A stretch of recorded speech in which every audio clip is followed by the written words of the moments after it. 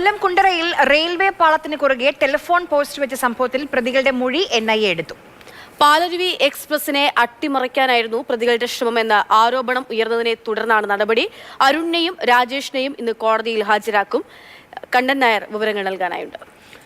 കണ്ണൻ, ഈ പോസ്റ്റ് അത് മുറിച്ചു വിൽക്കാനായിരുന്നു പദ്ധതി എന്നാണ് ഈ പ്രതികൾ നൽകിയിരുന്ന മൊഴി. അത് വിശ്വാസത്തിൽ എടുക്കുന്നുണ്ടോ? എല്ലാ വശങ്ങളും പരിശോധിക്കുന്നുണ്ട് പോലീസ്, അതുപോലെ തന്നെ കേന്ദ്ര ഏജൻസികൾ. കാര്യം ഇവർ നേരത്തെയും ക്രിമിനൽ കേസുകളിൽ പ്രതിയായിട്ടുണ്ട്. 2 ദിവസം മുമ്പ് ഇവർ ഇതേ സമയത്ത് ഈ സംഭവം ഉണ്ടാകുന്ന സമാനമായ സമയത്ത് ഈ പ്രദേശത്ത് എത്തുകയും ചെയ്തിരുന്നു. അത് പോലീസ് കാണുകയും ചെയ്തതാണ്. ഇത് മുറിച്ചു മാറ്റാൻ വേണ്ടിയാണ് എന്ന് ഇവർ പറയുന്നത് എത്രത്തോളം ശരിയാണ് എന്നുള്ള കാര്യത്തിൽ കൂടുതൽ വ്യക്തത വരേണ്ടതുണ്ട്. പക്ഷേ NIA ഈ സംഭവം ഏറ്റെടുത്തിട്ടുണ്ട്. കാര്യം ഒരു രാജ്യസുരക്ഷയെ ബാധിക്കുന്ന പ്രശ്നമായി അവർ ഈ പ്രശ്നത്തെ കാണുന്നുണ്ട്, ഈ സംഭവത്തെ കാണുന്നുണ്ട്. അതിന്റെ അടിസ്ഥാനത്തിലാണ് ഇന്നലെ തന്നെ NIA സംഘം കുണ്ടറയിലെത്തി. കുണ്ടറ പോലീസിന്റെ സാന്നിധ്യത്തിലാണ് അവർ ചോദ്യം ചെയ്തത്. പ്രദേശത്തും NIA പരിശോധന നടത്തി. മാത്രമല്ല തമിഴ്നാട് നിന്നുള്ള റെയിൽവേ പോലീസിന്റെ സംഘവും ഇന്നലെ എത്തിയിരുന്നു.